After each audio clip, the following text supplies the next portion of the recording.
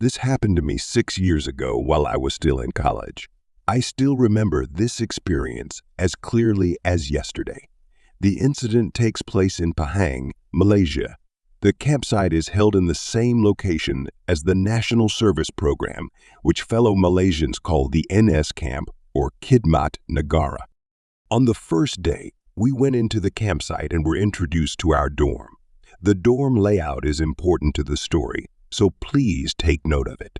The dorm is very simple in structure, resembling an elongated hall shaped like a rectangle. There are 2 exits at the end of the dorm. Each person has 1 bed and 1 cupboard.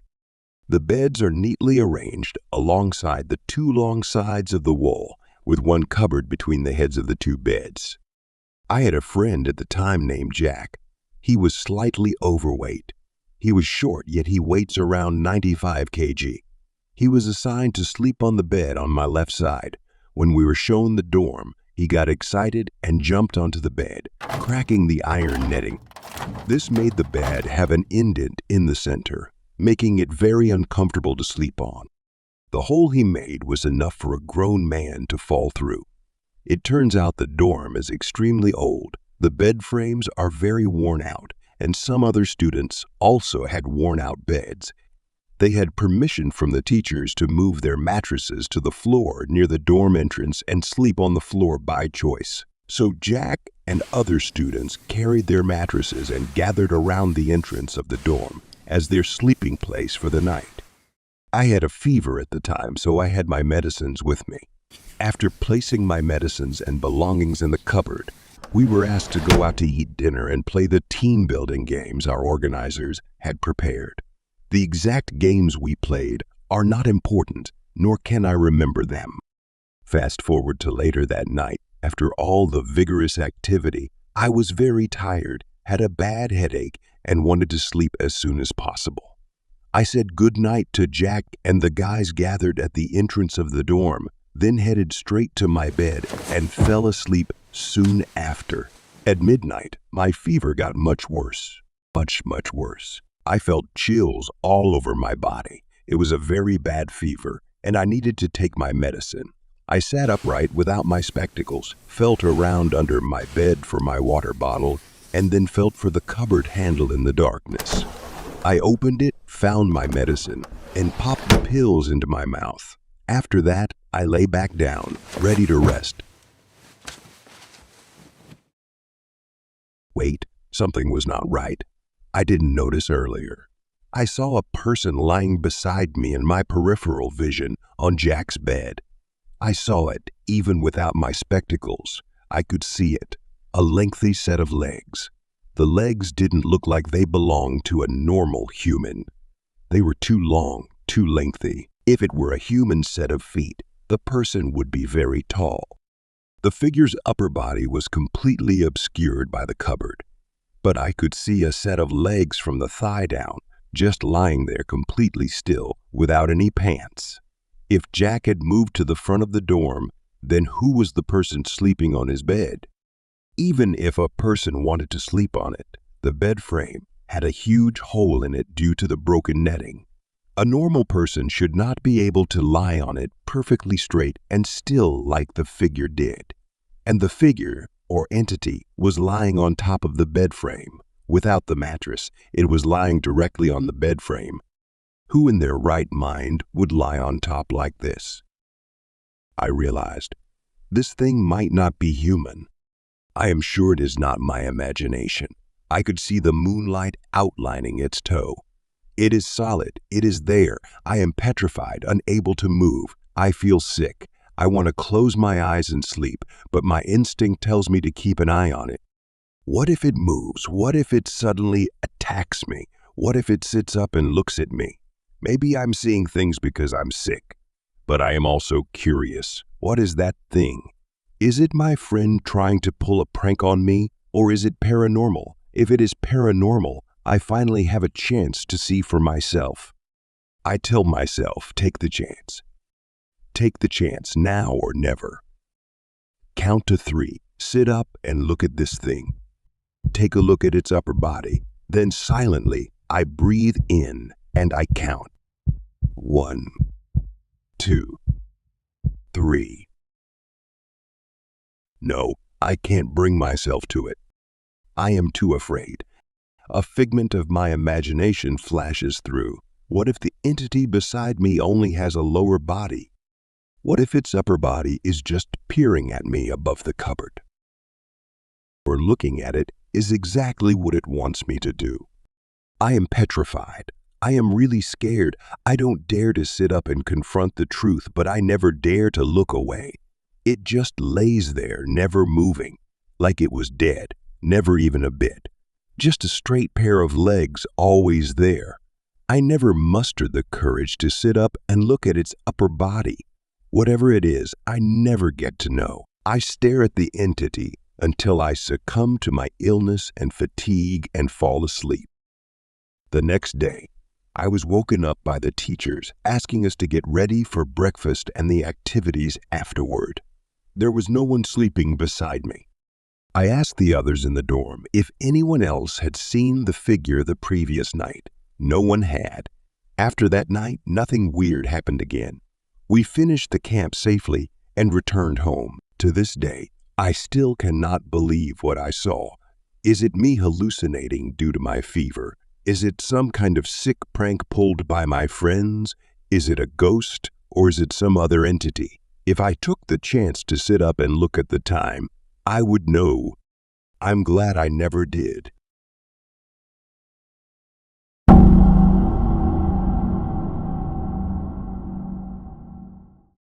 This happened to me when I was in my 20s. I took part in a camping activity with Ling, my best friend at the time. We would always hang out and share our best college times together. Ling was very into camping as well. One day, she found a good camping site in Malaysia and invited me to come along. I will not disclose the actual place, as it might affect the business there. Thank you for understanding. The camping trip lasted for 3 days and 2 nights. Other than us, there were 2 other groups of campers around as well. We made friends, went swimming by the river at noon, and had dinner together with the other campers. We had a very fun first night. By the second night at 11 p.m., the secret activity prepared by the camping organizers was revealed to be midnight jungle trekking. Each pair of participants could only hold 1 candle and finish walking the roughly 200-meter-long pathway. The jungle trekking path was pitch black but properly mapped out beforehand by the organizers. The path also had a red string tied to the trees to guide the participants. There were also staff both at the start and the end of the path to ensure that no one got lost. The organizers assured us that the path was relatively safe, with a very straight and smooth terrain. Participants could join or pull out voluntarily, so there was no forcing to join the activity. The organizers also gave us a stern warning. Don't shout in the forest. When you are in the forest, you are in nature's home. Please respect the environment. As happy-go-lucky college girls, we thought this would be a very fun and thrilling experience, so naturally, we agreed to join. While waiting for our turn, we saw some participants walk the path calmly, some laughing and having a fun time, and some so scared they needed the staff to guide them back outside. The atmosphere was generally easygoing. Finally, it was our turn. The staff at the entrance called us over, handed over the candle, lit it with a match, and told us we could move onto the path when we were ready. We were thrilled to explore, so we walked onto the path almost immediately. With only candlelight, the forest at night was very surreal. I could see bioluminescent fungus on the forest floor and tree trunks, functioning like a natural road light. There were also multiple fireflies around, truly a wonderful sight. We were both in awe of nature's beauty. Just when I thought we were having our own sweet time having a relaxing stroll in the forest late at night, Ling suddenly grasped my hand. I turned around and asked, "What happened?" Ling replied, "Move quickly." I was surprised by Ling's sudden action. We were so happy and relaxed just a moment ago, and now she was eager to end the experience. Maybe Ling saw something that scared her. So I asked, "Do you see anything that scares you?" Ling nodded. "Where is it?" I asked again. Ling, without saying anything, let go of her grasp and wrapped her arm around my waist, hugging me tightly. I could feel her shivering. She was in fear. I could tell it's genuine, but I was also curious about what she saw. "What did you see? A snake? Owl? What animal is that?" I asked. She squeezed me even tighter and said with a voice, almost crying, "Please just move. Get out of here." I was taken aback by her sudden change of behavior. I looked around carefully. Maybe she saw a snake or some predator lurking around without us noticing. But I saw nothing. I had no choice but to continue walking while holding onto the candle. Following the red line, we finished the path pretty quickly, and we reached the end. The staff at the end of the path collected our candles, checked us for injuries, and the male staff even comforted Ling a little. Ling was crying at that point, but she still didn't want to tell what she saw. After this night, Ling was visibly shaken and would not talk much for the following days. What could scare her so much? I had never seen her in this state. Fast forward a few months later, when we were having lunch together after class. I remembered the incident and decided to ask her again. This time she told me what she saw. In the first half, when we first entered the path, Ling saw a vaguely oval shape on the tree because it was so dark, and in the distance, approximately around 100 meters deep into the path, she could not make out what the thing was. As we got closer, the silhouette got bigger and resembled an upside-down human, hanging high up on the tree, easily 6 meters above the ground. When we walked below it, the silhouette was still so dark that Ling could not make out any features besides it being clearly human-shaped. Just as we walked past the silhouette, although without any features, it could be seen making a turning motion on the tree, as if turning to face us. At that moment, Ling was already scared and hugging me, asking me to move. The silhouette acted as if it had heard us and started shaking vigorously on the tree, just like a man-sized cocoon wanting to free itself. I remember I did turn back and scan around. I could not see the silhouette. The position of the thing that Ling described should have been easily spotted, but I did not see anything. I am glad I didn't. Thankfully, nothing bad happened after the encounter. What was that thing on the tree? Did the organizers know of its presence? What was its intention? I think we will never know.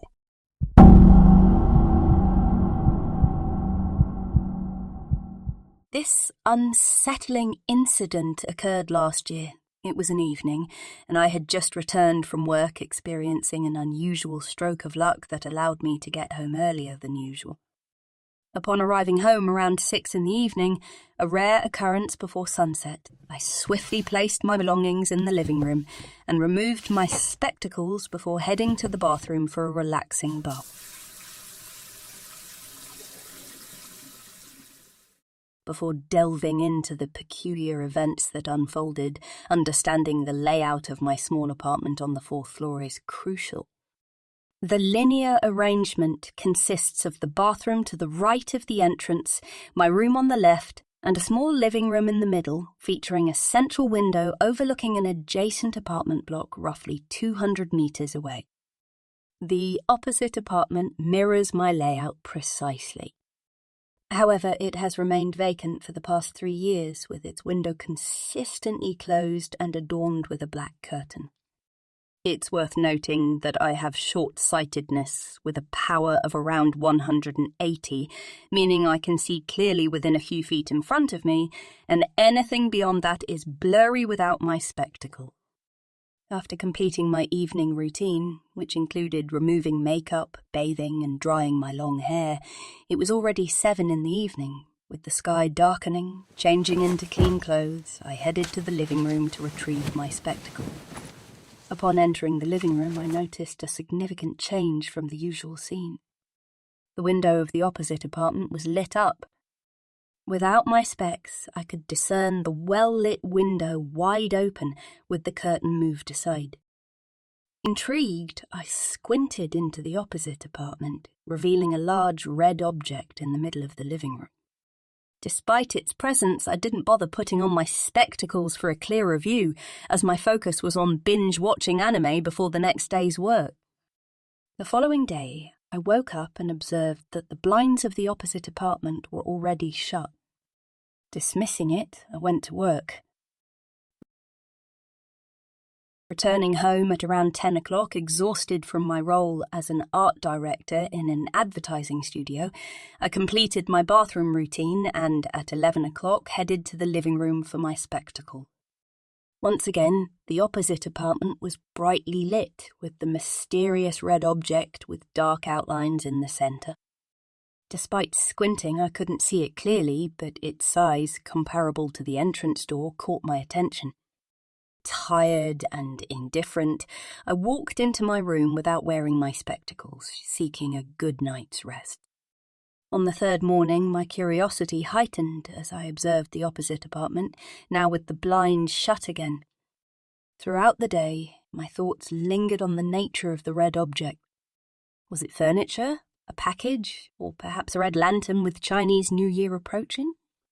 Determined to uncover the truth, I decided that if the blinds weren't shut that night, I would investigate. After returning from work, I completed my evening routine and, with anticipation, entered the living room. Once again, the opposite apartment was brightly lit. Excited to finally reveal the mystery, I picked up my spectacles from the desk and put them on. I was met with an unbelievable sight. A pale woman, towering at least 2 meters in height, sitting in the middle of the living room, dressed in a striking red gown. Her porcelain white skin almost blended with the white wall behind her, and the black outline I had perceived turned out to be her long, flowing hair. Our eyes locked for a few seconds as she gave me a larger grin and slowly waved her thin, lengthy arm. Terrified beyond measure, I let out a startled squeak, hastily closing the windows and shutting the blinds as I ran out of the apartment, clutching my phone. My fear was so palpable that I immediately called my boyfriend, desperately pleading for him to pick me up. The mere thought of spending another night in that apartment after encountering the mysterious figure was inconceivable. The fear that she might return later that night paralysed me and called me paranoid, but I wasn't willing to take any chances. Whatever she wasn't normal. No woman should be that tall. Even if she were human, the sheer creepiness of the encounter was too much for me to bear. Upon my boyfriend's prompt arrival, I poured out the details of what I had witnessed. Despite his initial skepticism, attributing it to fatigue and imagination, he took my concerns seriously. Determined to address the unsettling situation, he went to the management office and informed them of the tenant in the opposite apartment staring into my home, invading my privacy. To our collective surprise, the management office revealed that the unit opposite mine had remained unoccupied for the past 3 years. The perplexing revelation left us with more questions than answers. What, then, was the entity I had come face to face with? Was it a ghost, a figment of my imagination, or perhaps a disturbed individual who had somehow infiltrated the vacant apartment? The unsettling notion of her gaze fixed on my apartment for 3 consecutive days continued to send shivers down my spine. Haunted by the inexplicable events, I adamantly refused to return to that apartment at night. With unwavering support from my boyfriend, I relocated my belongings, seeking refuge at his place temporarily. In the days that followed, I tirelessly searched for a new apartment closer to my workplace, fervently hoping to leave the disturbing episode behind me and praying that such an unnerving experience would never cross my path again.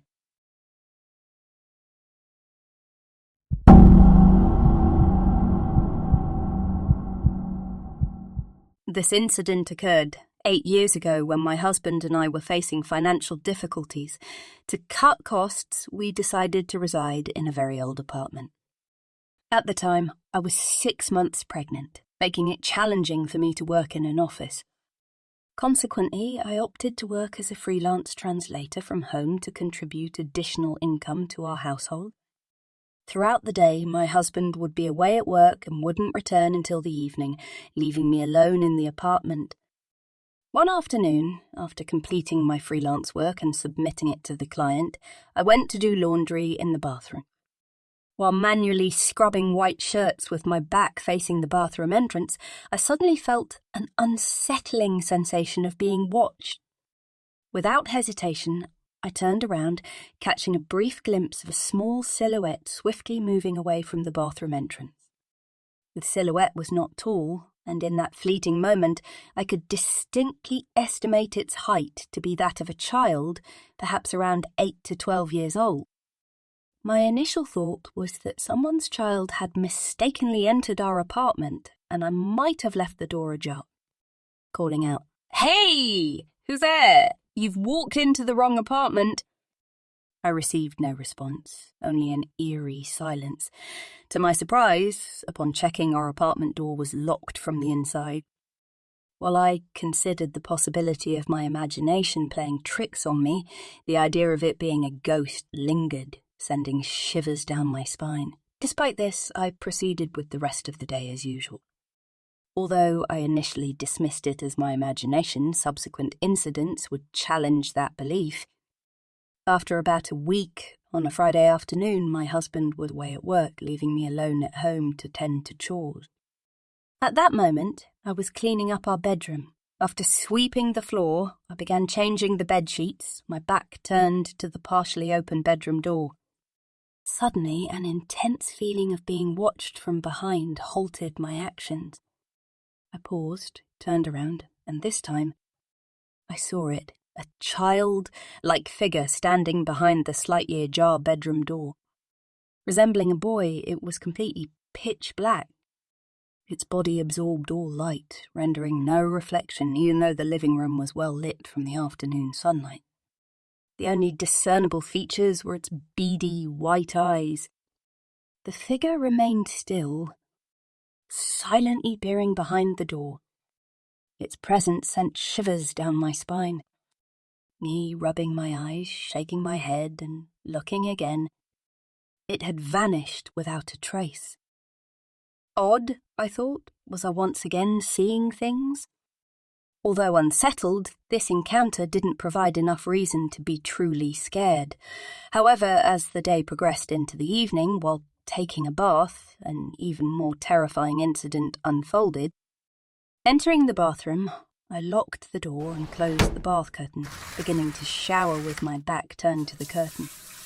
Once again, for the second time in the same day, a strong feeling of being watched enveloped me. This time, however, it was even more unsettling. Abruptly turning around, I was confronted by the same childlike figure peeking at me from behind the shower curtains. It exposed only its head above the curtains, concealing the rest of its body behind the curtain. Our eyes locked for about 10 seconds, and then slowly it began to dive under the curtains, vanishing as if it had never been there. This time, I was certain I wasn't alone in the apartment. The figure was too distinct to be a product of my imagination. I was convinced it was real. Questions raced through my mind, intensifying my fear. If it were a child, how did it rise above the approximately 2-meter tall shower curtain without a chair? How did it enter the locked bathroom without opening the door? Its body, completely pitch black, defied any human explanation. What was it? The more I dwelled on these questions, the more fear enveloped me, and the more I became convinced that something otherworldly was in the apartment with me. The following night, I confided in my husband about the chilling incident. Thankfully, he took it seriously, and we made the decision to move back to our parents' home. Since our relocation, the entity had never been seen again. Despite our experience, his parents dismissed the entire episode as a hallucination. Fast forward 8 years later, with our child born and now 7 years old, our financial situation had significantly improved. We were able to purchase a new home and move in. Years, everything seemed normal until just yesterday. My boy woke up during the night, entering our room with a disturbing claim. He had seen a black, childlike figure with white eyes staring at them from behind the cupboard while he were asleep. Concerningly, I had never shared with my child the eerie occurrences from our old apartment. This revelation deeply worries me. Is the entity that haunted us in the past now following us to our new home? Or could it be something else entirely? The uncertainty grips me, leaving us to grapple with the fear of the unknown.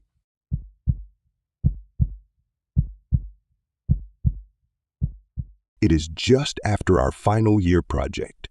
My college mates and I gave it our all in our final exhibitions. The exhibitions went well, and we agreed to go for a drink after the event. We had a very late gathering with my friends in a bar outside of a shopping mall, celebrating the success of the event. We parked our cars inside the mall, then walked to the bar just outside of the mall. After the gathering ended, it's already around 2 o'clock in the morning. I drank to my heart's content, and I felt a little bit dizzy. After the party ended, I had some female friends who were quite drunk too. Although I am drunk, I think it's my responsibility as a male friend to walk them safely to their cars to ensure their safety. So I did walk them to their cars. My car is parked all the way at the opposite side of the shopping mall. So I have to go back upstairs, walk in the shopping mall to the opposite wing, then go back down the escalator into the parking lot alone. The escalator brings me to the lower basement, and the auto door slides open. I step out into the empty parking lot. The parking lot is dimly lit, only with a few LED lights on the ceiling thinly spread apart. This is also a new shopping mall in a small town, and there is no security guard appointed here yet. The dark parking lot reminds me of the backroom's urban legend. The emptiness and absence of people and cars give off a creepy, liminal spaces kind of vibe. I set foot into the dimly lit parking lot and start walking to my car. We arrived at the mall at peak hour when the parking lot was fully packed. So my car is tucked away in the very corner of the parking lot, and I cannot see it from the basement entrance. The parking lot during midnight is very, very quiet. My footsteps echo in the parking lot. I am still a little bit dizzy from the drink, and I walk with my slightly unsteady pace. Yes, I know drinking and driving is bad. Forgive me for being the bad college student I am. Suddenly, I think I heard something behind me. Due to my drunken state, I am not sure what it is that I hear. It sounds like something abrupt, not too loud, but it definitely raises my guard. I stopped my movement for a moment and listened intently. Nothing, just my unsteady breathing. Then I continued to walk directly to my car, focusing on the corner where I parked it. I walked in that direction. Then I heard it again, the sound.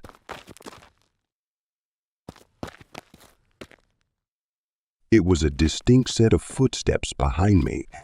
I turned around and saw a figure quickly tucked behind the car park's pillar. "Who is it?" I voiced out. No answers. Oh no, I have been followed. I thought, although I am drunk, I can clearly see it is not my imagination. I turned around and started walking in the direction of my car. I can already see my car, approximately 300 meters away, tucked away in the obscure corner. As I am walking, I heard the footsteps behind me. Judging from the volume of the footsteps, it is quite far. I can't tell how far exactly, but it is around 100 to 200 meters away. I started walking faster, and to my horror, the set of footsteps behind me did the same thing. My adrenaline kicked in, and I started sprinting to my car. Now, I definitely heard steel boots slamming on the floor behind me. Someone is definitely chasing me and gaining on me. Although I am a tall guy by Asian standards and workout, standing at 179 centimeters tall with quite a big frame, given my current drunken state, I cannot outrun this person, and I am almost out of breath. Whoever it is, I decided I would turn my head and see who it is, just as the footsteps are gaining on me, approximately just 10 meters away. I turned my head around to look behind. The person chasing me is a huge, tall man, even taller and bigger than me, wearing a motorcycle helmet, a full black jacket, black gloves, black jeans, and a set of work boots, charging towards me. I am horrified. I turned around, focused on my car, took out my car keys, and sprinted full speed towards my car. I had never run so fast in my life before. The man behind me is definitely faster and gaining on me. I'm almost out of breath, entertaining the thought of confronting him. I turned my head for another look, only to see him wielding a 5-inch long knife. Forget that. I muster all my strength and run towards my car. Finally, I reach it. I press the remote before getting there, open the car door, jump in, lock the car immediately as a reflex. What follows is the man bashing on the window with his right hand holding a knife.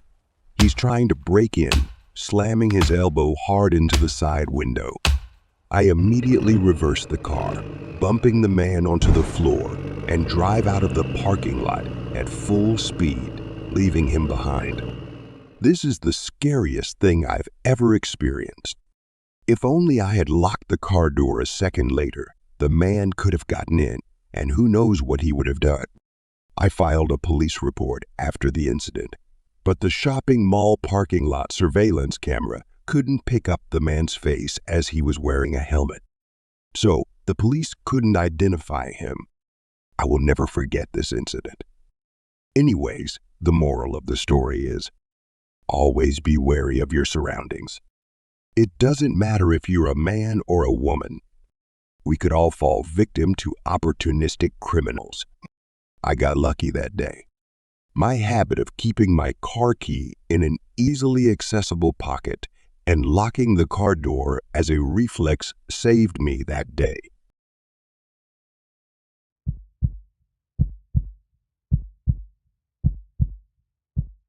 One day after my classes, I practiced basketball with my college mates.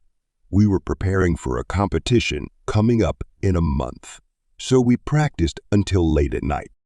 After the training, we had supper, and following that, we each went home separately. When I reached home, it was around 1 o'clock in the morning. I live in a landed house, and opposite my house is an apartment. The apartment doesn't have a parking lot, so the tenants there like to park on the roadside outside our house area. As I got back home by driving, most of the parking spaces had been taken. I managed to find parking, but it was further away. This left me no choice but to take a 5-minute walk to my home. It was silent and calm, with 2 rows of cars parked on the side and road lights on both sides of the road. Refreshing cold air blew in my direction, and I walked at a relaxing pace, organizing my thoughts from the training earlier. Suddenly, I noticed a person walking in front of me. She is a middle-aged lady. I didn't think much of it since sometimes people work overtime and have to come home late, park their cars here, and walk the same path to their apartment. On second thought, something seemed off. Usually, people who work until late at night carry their working bags while walking home. However, this lady was strolling in the middle of the street in her pajamas without holding anything. But oh well, what did it have to do with me? I continued to walk. The lady in front of me moved with a very slow pace, so I was getting closer to her every second. When I was around 5 meters behind her, she suddenly stopped and turned around. Startled by her sudden movement, I stopped behind her too. She stared at me and gave me a creepy smile. Her abrupt stop made me uncomfortable, but I thought maybe she considered me some kind of stalker and felt uneasy. So I spoke up. "Hi, How can I help you? I'm also walking home. She continued to stare at me without any reply, maintaining a creepy smile on her face. You know that kind of smile? Only the mouth smiles. The eyes don't, just wide open. Our eyes locked for a few seconds, and I spoke again. Miss, anything I can help you? Suddenly, she turned her body slightly away from me without turning her head and started crab walking to a car on the right side of the road. She crab walked while maintaining eye contact with me, which definitely creeped me out. After she reached the car, she walked behind it and squatted down, continuing to stare at me from behind the car's side windows. Now, she is on my right side, in front of me, behind a car. She is unpredictable, and my gut feeling tells me to keep an eye on her. I turn my body to face her, crab walking while maintaining eye contact. As I walk past her, she moves her head to keep track of my movements. Then suddenly, she stands up from behind the car and starts walking, slowly following me. My home is just about 100 meters away. I crab walk sideways, maintaining my eyesight on this disturbed woman. I shouted at her, "What do you want?" Without reply, without warning, the woman suddenly sprints towards me. Although she looks frail, but she is running pretty fast. Shocked, I turn my back to her and immediately sprint full speed to my home. Fortunately, I am faster. I gain some distance and hop into the front gate without unlocking it. I turn back to see the woman running outside of my house. Suddenly, she slows down, walks behind a car, then does the same thing again. Squats down, peering at me from behind the car window, all while maintaining her creepy smile. This woman deeply unsettles me. I rush into my home and wake up my parents. The lady is still there, and we call the police. The police soon arrive and subdue the woman. To my horror, they find out she has a small box cutter in her pocket. After some investigation, the police reveal that she is a patient from a mental asylum who escaped the facility. This reminds me of the Serbian lady videos that are circulating online lately, which scares me. If I were not an athletic person, I would not have been able to outrun her. If she had caught me, would she have stabbed me? Or would she have harmed me in other unimaginable ways? This experience sticks with me until today. After the incidents, I always go home before midnight, where there are still people walking around. I will never see the street outside my home the same way again.